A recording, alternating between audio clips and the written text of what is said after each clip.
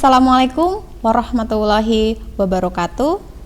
Ananda semua, bertemu lagi dengan saya Ibu Yani Apriani pada mata pelajaran biologi kelas 11. Ya, pada kesempatan kali ini kita akan mempelajari mengenai, saya sebutkan dulu kompetensi dasarnya, menjelaskan komponen kimiawi penyusun sel, struktur, fungsi, dan proses yang berlangsung di dalam sel sebagai unit terkecil kehidupan. Adapun indikator pencapaian kompetensi yang akan kita pelajari hari ini yaitu mengidentifikasi struktur dan fungsi dari organel sel.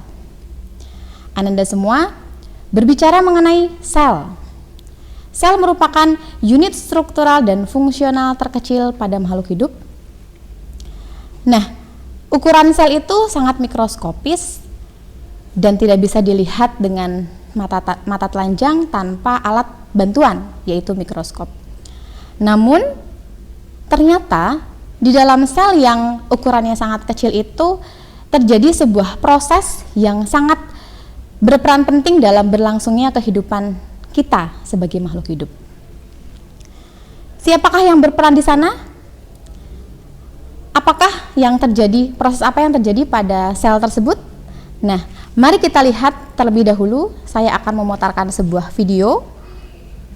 Kita cermati bersama-sama. Organel, ini adalah yang saya tampilkan merupakan sel hewan. Kita lihat ada apa saja di situ. Ini masuk ke dalam sel hewan. Nah, di dalamnya terdapat ada bulatan yang berwarna ungu besar, itu adalah nukleus. Kemudian di dalamnya terdapat DNA. Nah, ada nukleolus atau anak inti. Kita lihat apa yang terjadi. Nukleolus ternyata mengeluarkan sesuatu atau menghasilkan sesuatu, yaitu ribosom. Yang kemudian ribosom, nah kita lihat dia kemana nih? Menempel pada, ada yang menempel pada organel lain. Kemudian ada juga yang bergerak bebas di dalam sitoplasma. Coba diperhatikan lagi, kita lihat sebenarnya ribosom ini menempel pada organel apa?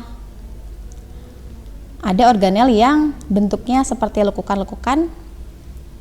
Ini merupakan retikulum endoplasma. Di situ ada retikulum endoplasma halus dan ada RE kasar. Ada proses yang terjadi di sana. Kita lihat apa itu? Ternyata itu adalah protein. Protein tadi kemudian dibungkus. Nah, ini dikeluarkan dalam bentuk vesikel. Siapa yang mengeluarkan? Itu ada RE yang mengeluarkan, kemudian ditangkap oleh organel lain yaitu Golgi. Kita lihat di Golgi juga terjadi proses protein yang tadi. Kemudian apa yang terjadi? Nah, ada sesuatu yang menempel. Molekul yang menempel itu adalah lipid dan karbohidrat. Nah, dari situ kita ada gambaran sedikit mengenai sel. Ternyata di dalamnya seperti itu ya, sangat kompleks sekali. Selanjutnya saya tampilkan di sini adalah sel hewan. Nah, pada sel hewan ini ada beberapa organel seperti lisosom, sitoplasma, nukleus, ada juga RE kasar, RE halus, dan Golgi. Nah, hari ini kita akan membahas khusus mengenai struktur dan fungsi dari organel-organel tersebut. Mari kita sama-sama simak dengan baik-baik. Yang pertama, ada nukleus atau inti sel. Ananda sekalian bisa lihat pada struktur nukleus ini terdapat pori-pori nukleus, kemudian ada nukleolus atau anak inti, dan di situ juga kita bisa melihat adanya membran inti yang mana ada membran luar, kemudian ada membran dalam. Nah, untuk nukleus itu sendiri memiliki fungsi yang sangat penting, yaitu yang pertama, pengatur pembelahan sel, yang kedua, pengendali seluruh kegiatan sel, Dan yang ketiga, sebagai pembawa informasi genetik. Seperti yang tadi kita lihat pada video, di dalam inti sel ada DNA. Nah, DNA inilah yang berperan dalam pembawa informasi genetik. Organel selanjutnya ada mitokondria. Nah, kalau kita lihat mitokondria ini strukturnya seperti kapsul ya. Ada lekukan-lekukan di dalamnya. Apa itu? Ada kristae, ada matriks. Sama seperti inti sel, mitokondria juga mempunyai membran. Ini ada membran luar dan terdapat juga membran dalam. Nah, mitokondria ini dikatakan atau dijuluki sebagai the powerhouse of cell. Kenapa? Karena berkaitan dengan fungsi mitokondria yang merupakan organel penyumbang energi terbanyak dalam bentuk ATP. Kita lihat fungsi-fungsi lainnya, yaitu yang pertama, sebagai oksidasi makanan, tempat terjadinya oksidasi makanan. Yang kedua, tempat terjadinya respirasi sel. Yang ketiga, dehidrogenasi dan fosforilasi oksidatif. Serta yang terakhir, tempat terjadinya sistem transport elektron. Selanjutnya, ada organel ribosom. Ini juga salah satu organel yang sangat penting bagi keberlangsungan sel. Kita lihat strukturnya. Nah, ribosom ini ada dua subunit, yaitu subunit besar dan subunit kecil. Kemudian di sana kita bisa lihat ada tRNA, ada mRNA, ada asam amino, dan terdapat pembentukan rantai peptida. Nah, jika inti sel merupakan organel yang berukuran sangat besar di dalam sel tersebut, ribosom kebalikannya. Ribosom ini memiliki struktur yang paling kecil yang tersuspensi dalam sitoplasma. Kemudian ribosom ini terdapat pada sel eukariotik maupun prokariotik. Dan ribosom berperan penting di dalam proses sintesis protein. Untuk sintesis protein, kita akan bahas selanjutnya pada KD 3.2, kita akan bahas sintesis protein.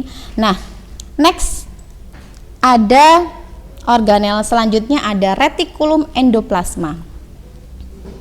Ananda sekalian, kita lihat sama-sama. Struktur dari retikulum endoplasma ini berlekuk-lekuk seperti jala. Nah, kalau kita perhatikan, RE ini ada dua jenis, yaitu ada RE halus dengan ada RE kasar. Bedanya apa? Kita bisa lihat pada RE kasar itu terdapat bulatan-bulatan kecil. Apakah itu?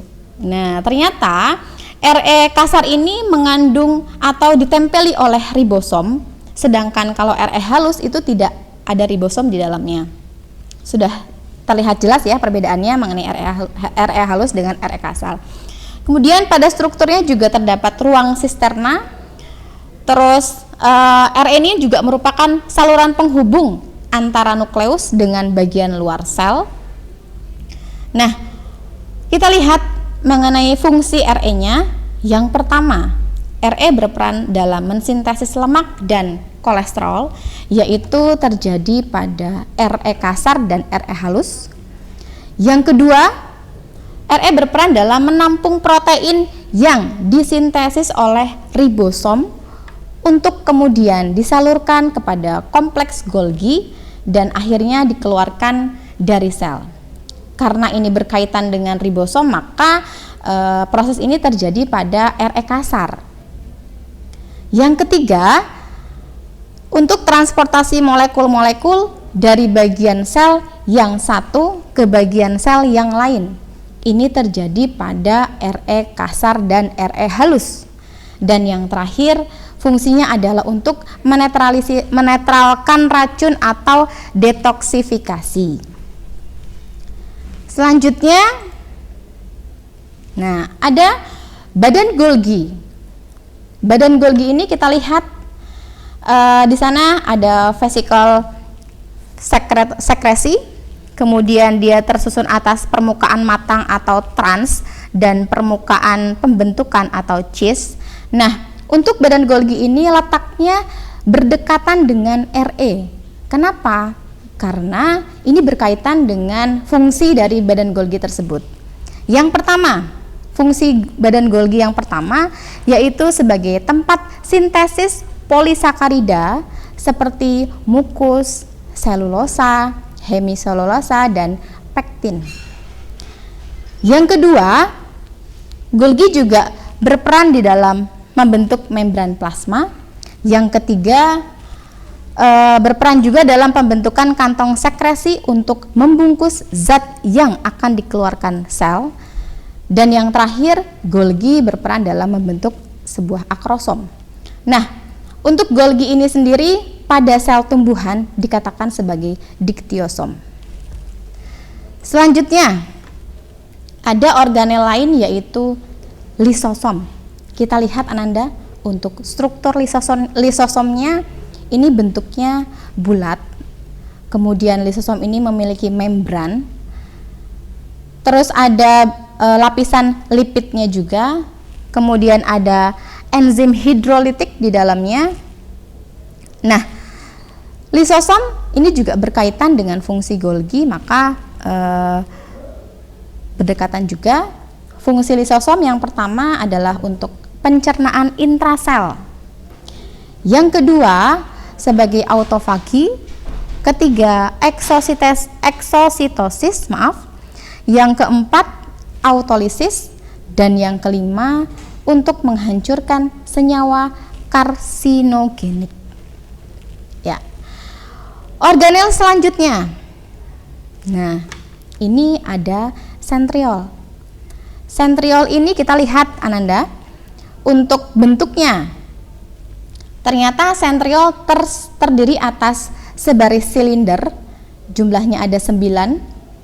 Kemudian kalau kita lihat di situ ada 2 buah sentriol dikatakan sebagai sentrosom. Nah, sentriol ini terletak di dekat permukaan luar dari nukleus atau inti sel. Untuk perannya, sentriol memiliki peran dalam proses pembelahan sel. Nanti Ananda akan menemukan sentriol pada bab reproduksi sel. Untuk selanjutnya, organel selanjutnya ada plastida. Nah, plastida ini merupakan organel yang hanya terdapat pada sel tumbuhan, di mana plastida ini berisi pigmen-pigmen warna, dan plastida berasal dari perkembangan proplastida di daerah meristematik. Untuk macamnya di dalamnya ada kromoplas, leukoplas, amiloplas, dan kloroplas. Untuk kromoplas ini mengandung pigmen warna merah, jingga atau orange dan kuning. Leukoplas biasanya terdapat pada sel tumbuhan yang tidak terkena cahaya matahari. Yang ketiga ada amiloplas, ini kaitannya dengan pembentukan amilum. Yang keempat ada kloroplas, ini adalah salah satu bagian yang sangat sering kita kenal, yaitu di mana pigmen berwarna hijau peranannya sangat penting sekali di dalam tumbuhan, yaitu untuk proses fotosintesis. Kita lihat Ananda, struktur dari kloroplas tersebut ada yang namanya tilakoid. Kalau kita lihat itu bentuknya seperti kepingan-kepingan koin, begitu. Nah, kumpulan dari tilakoid ini dikatakan sebagai granum. Nah, selanjutnya ada stroma, ada lumen, ada membran dalam dan membran luar. Ini untuk plastida. Kemudian ada vakuola. Vakuola ini fungsinya sebagai tempat penimbunan sisa metabolisme, tempat menyimpan zat makanan seperti amilum dan gula. Yang ketiga, memasukkan air melalui tonoplas untuk membangun turgiditas sel. Yang keempat, menyimpan pigmen. Dan yang kelima, menyimpan minyak atsiri, contohnya seperti kayu putih. Itu untuk vakuola. Nah, yang terakhir, ini ada dinding sel. Dinding sel ini letaknya di bagian terluar. Dia tersusun atas polipeptida. Kemudian beberapa sel mengalami penebalan oleh zat lignin yang disebut lignifikasi. Kemudian fungsi dari dinding sel ini adalah membuat bentuk sel menjadi tetap. Nah, dinding sel ini dimiliki oleh sel tumbuhan. Dari semua organel sel, kita dapat simpulkan ini adalah gambaran umum perbedaan sel hewan dengan sel tumbuhan. Yang pertama, membran plasma itu ada di semua sel, baik itu sel tumbuhan ataupun sel hewan. Yang kedua, dinding sel hanya dimiliki oleh sel tumbuhan, nukleus, membran plasma, sitoplasma, retikulum endoplasma, kemudian ada ribosom, ada Golgi, ada lisosom, ada mitokondria. Nah, organel yang tadi dimiliki oleh sel hewan dan sel tumbuhan. Selanjutnya ada plastida. Untuk plastida ini tadi seperti yang kita sudah bahas, ada kloroplas. Ini hanya dimiliki oleh sel tumbuhan. Vakuola di sel tumbuhan ada, bentuknya besar. Kemudian pada sel hewan ada, tetapi hanya terdapat pada sel hewan yang uniseluler. Kemudian selanjutnya ada sentriol dan sentrosom, ini hanya dimiliki oleh sel hewan. Ya. Nah, saya rasa untuk pertemuan kali ini kita akhiri sampai di sini. Insya Allah kalau kita belajar biologi, belajar mengenai makhluk hidup, ada banyak hal yang kita pelajari tentunya bermanfaat bagi kita semua. Ananda semuanya, pesan saya, Ananda sekalian tetap semangat belajar, cari referensi sebanyak mungkin agar kalian juga memiliki pengetahuan yang luas. Kemudian tetap jaga kesehatan, tetap semangat. Akhir kata saya tutup. Wassalamualaikum warahmatullahi wabarakatuh.